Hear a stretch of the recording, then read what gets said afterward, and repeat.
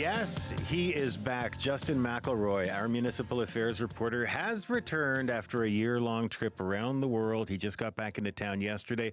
Already, not 24 hours later, here he is with us in studio, wearing a Hawaiian shirt, looking in fine form. Hello. Hello, Stephen. How are you doing? Nothing happened in the last year, right? Yeah, anything happened to you in the last year? Well, nothing happened around here. There's nothing you need to know. No, exactly. Same old, same old.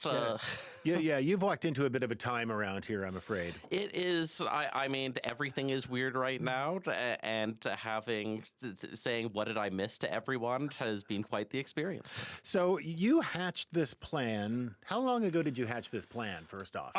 Late 2020, when it was the middle of the pandemic, and we were all having lots of fun, and I was doing charts every day. Yeah. And like a lot of people, I went, what do I want to do when life returns to something approaching the normalcy of before? Yep. And some people said, I'm going to get a dog or move or get married. And for whatever reason, the idea of what if I traveled the world for a year popped into my head.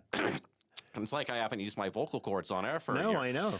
And then I went, well, wait a second. The CBC has a program where you can take an unpaid leave for a year. Yeah. And I have the wherewithal to do it if I saved up money for a few years and I don't have a mortgage or a pet and my dad is in good health. And, oh, my God, I could actually pull this off. So I spent 3 years saving and planning. And then folks might remember me suddenly disappearing from chatting with you to every week. 52 weeks ago, and I set off. And so did you achieve your goal? In terms of having a great time, absolutely. In terms of seeing the breadth of humanity, and I had never been outside of Canada and the United States in my life, Wow. except for one small trip as a child. And so to see so many different countries and cultures and people and demographics and how people lived and the world's greatest museums and monuments and natural wonders was mind-blowing every day. And to have new thoughts and to consider different ways that the world works was such an incredibly grateful experience that was enjoyable then and serves me up for the future for so many thoughts and rabbit holes that I can research and perspectives that hopefully I can hold on to me going forward. I can't imagine everything you saw and experienced, and it seems almost silly to ask you about highlights, but what were there standout moments to you? Oh, yeah. I mean, like, it's weird because every single day is amazing, Yeah, right? sure. And you treat. But, when you sleep across the street from the pyramids and see the sun set on 5,000 years of human creation, you just step back and say, oh, my goodness, right? When you love playing golf and you get a tee time on both Pebble Beach and the old course at St. Andrews, that's an amazing experience. When you get to walk on the Great Wall and it's a beautiful day and it's an area where virtually no one else is on it and you can just reflect on all that, that's amazing. When you get a front row ticket to Taylor Swift in Lisbon and you're not a Swiftie and suddenly you're surrounded by 80,000 people screaming her songs and you've suddenly spent the last month getting into it because why the heck not? That's amazing. I could go on for another 5 minutes. I think I heard you talking to Gloria about that, in fact, from Lisbon. And it was a couple of weeks beforehand when the other Justin McElroy was on the air and we talked about it. And it was just, there were so many things where I went, normally I would not have the means or I wouldn't go, this isn't me. And instead I went, this is the year to try stuff. So yeah, I'm going to go on giant multi-day hikes. I hiked 110 kilometers in New Zealand over the past 2 weeks. I went, I'm going to become a Swiftie for a month. There were so many things where I went, this is the chance, open your windows a little bit and try it. And I just can't count my lucky stars enough that I was able to make it work. And this was mostly a solo trip. Yeah, it's not like I have a partner or kids. B, it would be a hard thing to do that way.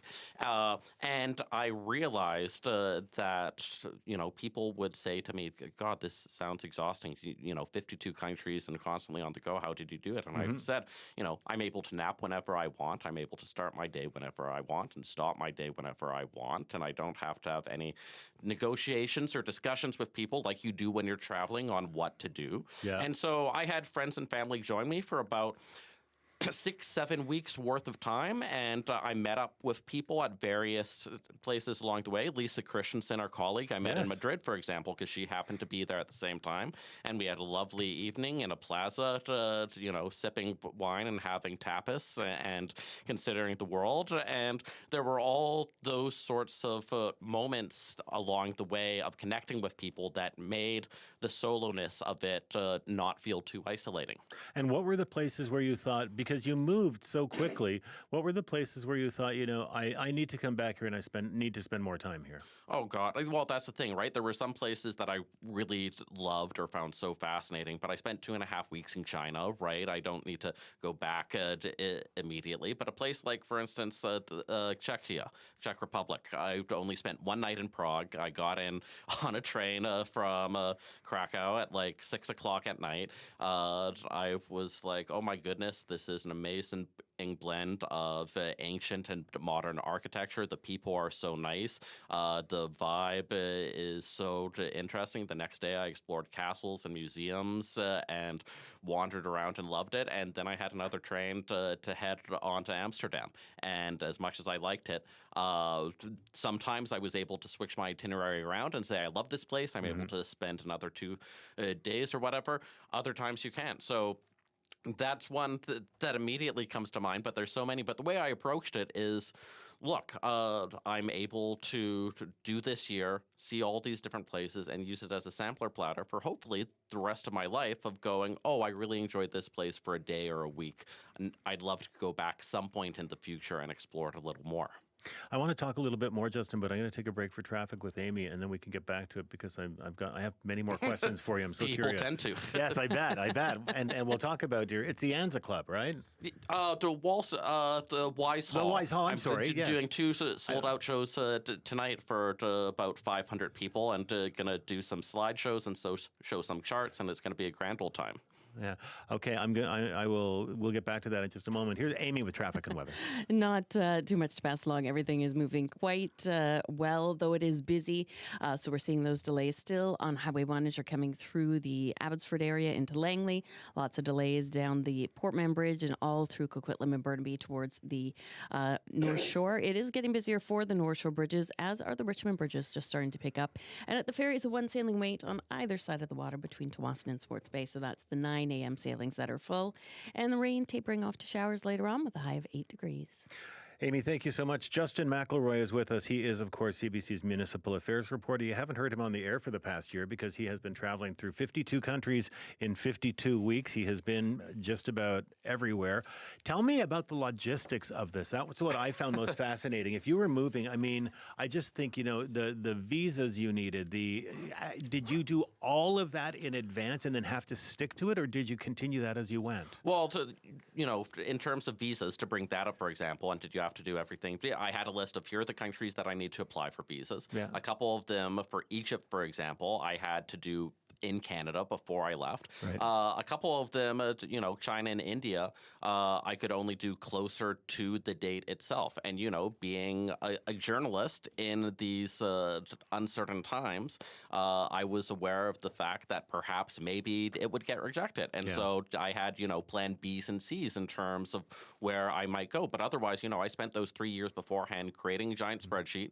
I did sort of a mood board of here's all the sort of things that I would like. Then I spent a while going, all right, what's the minimum number of days I could be in each of these countries and enjoy it? That turned out to be 440 days or so, so I had to make cuts along the way. Wow. And then, it was just figuring out, about 80% of the travel was done by trains, and trains are good. And there's lots of them in most countries, and they're affordable, and you can get a rail pass in a lot, so you can go, oh, I'm going to leave tomorrow instead of today, for example. And then, when you have to, I knew when I had to do planes, and you book well enough in advance or have Google alerts or price alerts to say, all right, on the day you want to leave, now it's a good price. And so, about, I would say 60 to 70% of it was planned before I left, and then the rest you sort of do off the side of your desk. But, when you don't have work, when you don't have people that you have to deal with, and, my brain is pretty good, as we know, of working on these big conceptual projects for long periods of time, I managed to balance those things. Best train? Oh god! I mean, there was one that went from Oslo in Norway to Bergen, to Bodo, I should say, and Bodo is above the Arctic Circle. Yep. And this was in early July, and so I could, aside from the fjords and the lakes and the amazing alpine setting, I could see us literally chasing and beating the sun as we're going further and further north, and suddenly the sun is refusing to set. Oh, And wow. it gets to like an eerie twilight that just stays there for the entire overnight. And then you're dropped off in this beautiful port city of about 55,000 people above the Arctic. Unbelievable. And do I talk about worst train? Oh, I'm. We could. That's I've got to keep things for the rankings, but Canada's are not. Physically, Canada's are not great. However, spending 4 days at the very beginning, going from Vancouver to Toronto, and you go through the Rockies Yeah. and the prairies in the winter and the Canadian Shield, and it feels like you're living out a Group of Seven painting was something else. Wow.